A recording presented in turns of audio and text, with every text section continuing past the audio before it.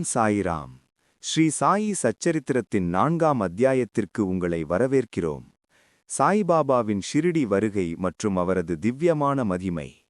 சகோதர சகோதரிகளே, சர்க்கரையின் இனிப்பை நாக்கால் உணரலாம், ஆனால் அதை வார்த்தைகளால் முழுமையாக விவரிக்க இயலாது. அதுபோலவே சாய்பாபாவின் திவ்யமான மகிமையை வார்த்தைகளால் வர்ணிக்க மனித மொழி போதாது. இன்று நாம் சாய் சச்சரித்ராவின் 4ஆம் அத்தியாயத்தில் உள்ள ஆழமான ஆன்மீக உண்மைகளை அறிந்து கொள்வோம். பகுதி 1. ஞானிகளின் வருகை. பகவான் கீதையில் அர்ஜுனனிடம் கூறுகிறார், தர்மம் அழிந்து அதர்மம் தலையெடுக்கும் போதெல்லாம் என்னை நானே அவதரித்துக் கொள்கிறேன். நல்லோரை காத்து தீயோரை அழிக்க யுகம்தோறும் அவதரிக்கிறேன். இதுவே அவதார நோக்கம். இந்த நோக்கத்தை நிறைவேற்ற பகவானின் சார்பாக ரிஷிகளும் ஞானிகளும் தக்க தருணத்தில் இந்த பூவுலகில் தோன்றுகிறார்கள். எப்போது இவர்கள் தோன்றுகிறார்கள்? பிராமணர்கள், க்ஷத்திரியர்கள், வைசியர்கள் தங்கள் கடமைகளை புறக்கணிக்கும்போது, ஆன்ம ஞான போதகர்கள் அவமதிக்கப்படும்போது, மதம் என்னும் போர்வையில் தகாத காரியங்கள் நடக்கும்போது, யோகிகள் தியானத்தை புறக்கணிக்கும்போது, மனைவி, மக்கள், செல்வம் மட்டுமே வாழ்வின் லட்சியம் என்று மக்கள் முக்தியை மறக்கும்போது, அந்தந்த காலங்களில் ஞானிகள் தோன்றி மக்களுக்கு மெய்நெறி காட்டுகிறார்கள். நிவிர்த்தி, ஞானேஸ்வர், முக்தாபாய், நாமதேவ், ஏக்நாத், துகாராம், ராம்தாஸ் என பல மகான்கள் வந்தது போல இறுதியாக ஷிரிடி சாய்பாபாவும் இந்த புண்ணிய பூமியில் விஜயம் செய்தார். பகுதி 2. ஷிரிடி ஒரு புண்ணிய தீர்த்தம். அகமத்நகர் மாவட்டத்தில் உள்ள கோதாவரி ஆற்றங்கரை மிகவும் பாக்கியம் படைத்தது. ஏனெனில் அது பல ஞானிகளை ஈன்று புரந்து அடைக்கலம் கொடுத்த திருநிலமாகும். அவர்களுள் மிக முக்கியமானவர் ஞானேஸ்வர். ஷிரிடியும் இதே அகமத்நகர் மாவட்டத்தில் உள்ள கோபர்காவன் தாலுகாவில் அமைந்துள்ளது. கோபர்காவனில் கோதாவரி ஆற்றை கடந்து 9 மைல் சென்றால் நீம்காவன் வருகிறது. அங்கிருந்தே ஷிரிடி தெரியும். கனகாப்பூர், நரசிம்மவாடி, ஔதம்பூர் போன்ற புண்ணிய தலங்களைப் போலவே ஷிரிடியும் புகழ் பெற்றது. சமர்த்த ராம்தாஸ் சஜ்ஜன்கட்டை உயர்த்தியது போல ஞானேஸ்வர் ஆலந்தியை உயர்த்தி ஆசீர்வதித்தார். ஷிரிடியும் புல் அரும்புகளும் கற்களும் பாக்கியம் பெற்றவை. ஏனெனில் அவை சாய்பாபாவின் திருவடி தூழியை தங்கள் மேல் ஏற்றுக்கொண்டன. நமது அடியவர்களுக்கு ஷிரிடி என்பது பண்டரிபுரம், துவாரகை, காசி, ராமேஸ்வரம், பத்ரி, கேதாரம், நாசிக், உஜ்ஜயினி அனைத்தும் ஒன்றே. சாய்பாபாவின் தரிசனமே நமது யோக சாதனம். அவருடன் பேசுவதே நமது பாவங்களை கழிக்கும். அவரின் திருவடி தீர்த்தம் அருந்துவதனால் நமது ஆசைகள் அற்றுவிடும். அவரின் உதி, திருநீரு மற்றும் பிரசாதம் அனைத்தையும் தூய்மைப்படுத்தும். அவரின் ஆணையே நமக்கு வேதம். அவரே நமது கிருஷ்ணன், ராமன், அவரே பரம்பொருள். பகுதி 3. சாய்பாபாவின் சத்துவகுண ரூபம். சாய்பாபா எத்தகைய பண்புள்ளவர்? சாந்தியே அவரின் அணிகலன், விவேகத்தின் பெட்டகம், வைணவ அடியார்களின் தாயகம், கர்ணனையொப்ப வள்ளல்களிலெல்லாம் தலை சிறந்த வள்ளல், அழியும் பொருட்கள் மீது சிறிதும் ஆசை இல்லாதவர். அவரின் உள்ளம் ஒரு கண்ணாடி போன்ற தூய்மையானது. அவரின் வார்த்தைகள் எப்போதும் அமுதம் பொழிந்தன. பணக்காரன், ஏழை யாவரும் அவருக்கு சமம். புகழ்ச்சியோ இகழ்ச்சியோ அவரை தீண்டவில்லை.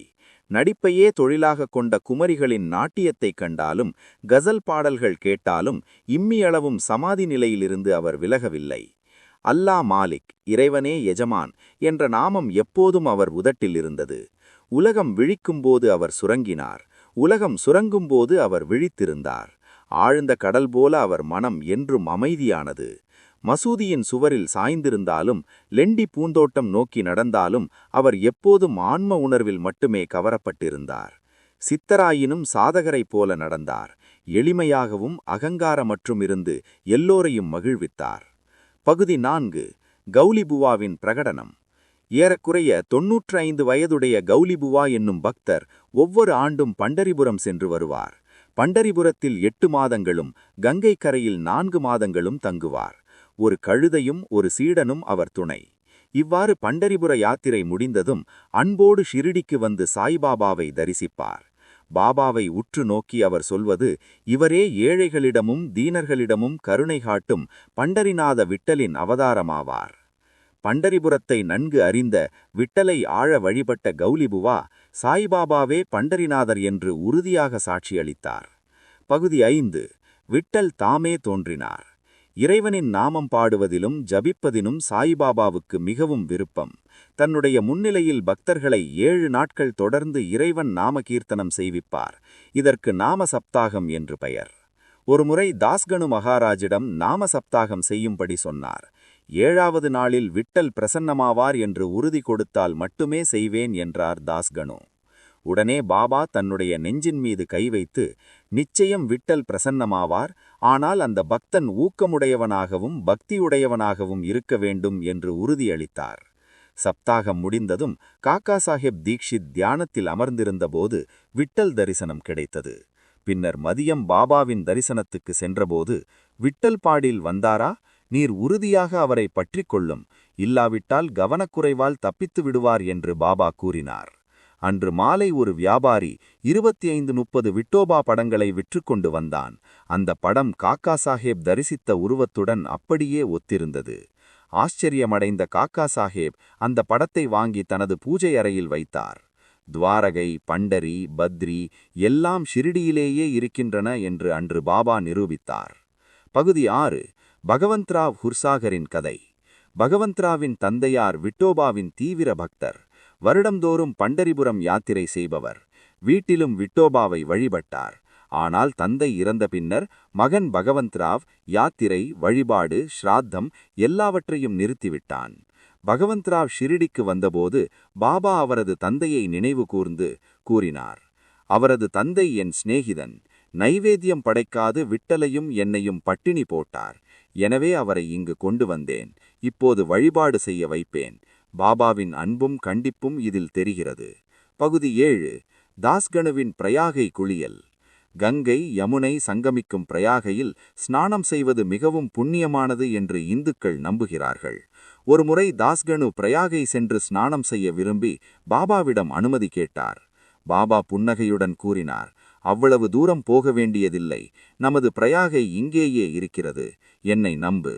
உடனே தாஸ்கனு தன்னுடைய தலையை பாபாவின் திருவடிகளில் வைத்தார்.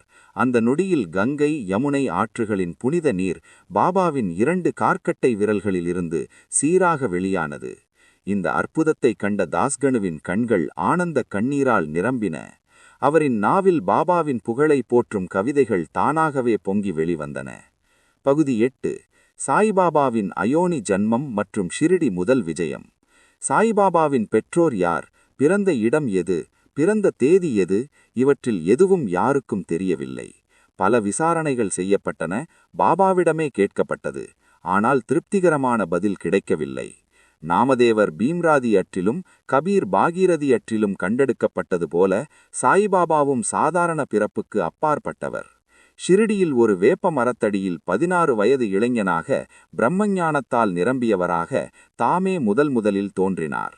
அக்கிராமத்தினரின் சாட்சியம், அழகும் சுறுசுறுப்பும் மிக்க அந்த இளைஞன் வேப்ப மரத்தடியில் ஆசனத்தில் அமர்ந்திருந்தான்.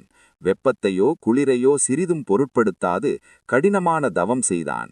பகலில் ஒருவருடனும் பழகுவதில்லை. இரவில் ஒருவருக்கும் அஞ்சுவதில்லை.